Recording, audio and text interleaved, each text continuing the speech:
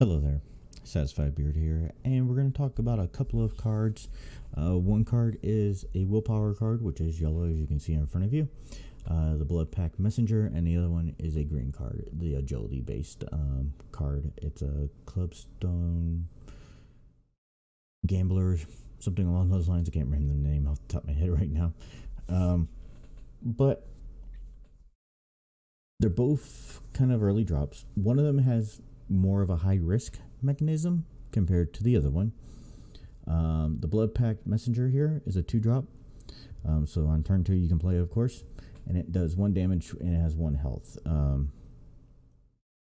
reason why you will see this in people's decks sometimes being played is because, as you can see the word pilfer, that means when you attack the players, when you hit the player actually and do damage to the player, pilfer, you draw 2 cards. So it means you draw 2 cards after you attack, and then at the end of your turn the messenger gets sacrificed, so then it's dead. But you're playing this card because you're trying to gain that advantage of having more cards in your hand than your opponent sometimes. Trying to cycle through some cards to look for your win condition cards. That's another big reason why this card is in people's hands. Now, when you do play this card to the board, you don't play it to the field lane, because the field lane, that means it can be attacked by, if there's a creature over there, it can attack it, and then you don't get to use the pilfer. It's just, you just lost a card. You just gave your opponent a card. That's one of the biggest reasons. Also, too, if there is no cards over there, but your opponent has a charge creature attacks, your card's dead still. So you play this to the shadow lane. So then the only way that your opponent can deal with this is with an action in their hand to kill it that way. That's the only way that they can get rid of it, with actions from a shadow lane, at least for the first turn. And then after that, then it becomes to where they can attack it. But by then it's going to be dead anyway, so it's gone. You can get this card from the Dark Brotherhood storyline. As you can see the handprint down here. So the story is broken up into 3 acts. You can purchase each act with gold. Each act costs 1,000 gold, or you can purchase the whole story for either $19.99 or $29.99. I can't remember exactly. But also, too, if you do use real money, you get a little bit more benefit. Like, they give you a little extra. Like, they give you, I think, a card back. They give you a title, maybe, and they give you, I think they give you one other thing. I can't remember off the top of my head for it and everything like that. This little blue diamond means that it is a rare card. And we have 3 copies because, of course, when you complete a story mode for it, you get all 3 copies. You don't just get 1 copy. You get all 3 during the story modes of the game. If there's a soul trap to get rid of it, we get 20 soul gems back. And to summon one, it costs us 100. But you don't have to worry about that, because they said when you complete that story part, you get all 3 copies. Plain and simple. Yeah, so this card can be seen.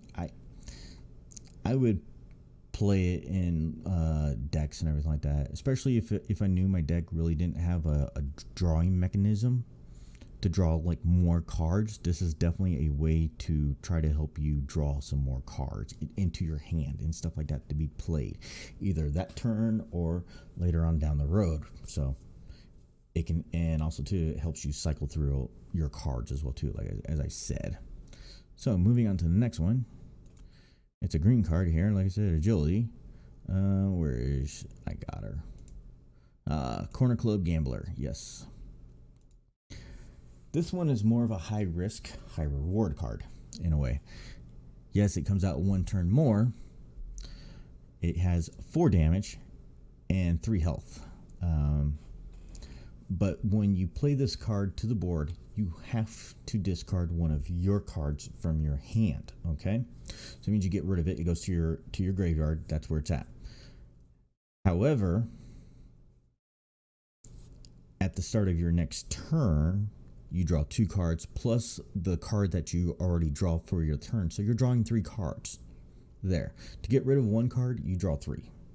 So again, that's where the high risk, high reward comes into it, because so many people will possibly have answers, possibly, that they will try to get rid of this card. Again, this card is played to the shadow lane, so the only way that your opponent can deal with it is with actions.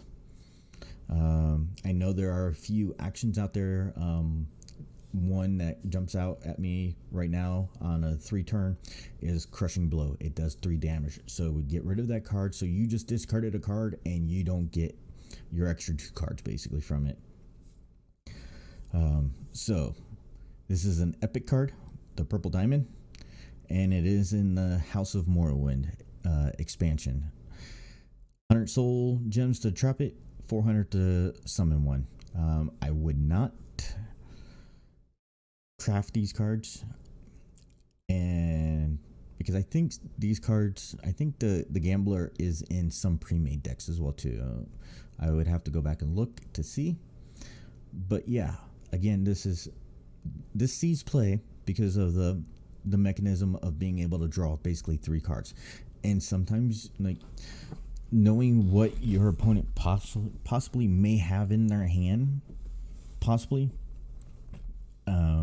will help you decide on what you want to play. But the biggest thing that I can say is to play it to the shadow lane, so you give it both of these 2 cards their best chance to survive, so you can get those extra cards into your hand to hopefully cycle through cards and win the game. You know, like, that's the biggest thing about this. So that's the video. Kind of short, kind of sweet, to the point. Hopefully I didn't move too fast. If I did, please let me know. I'm sorry.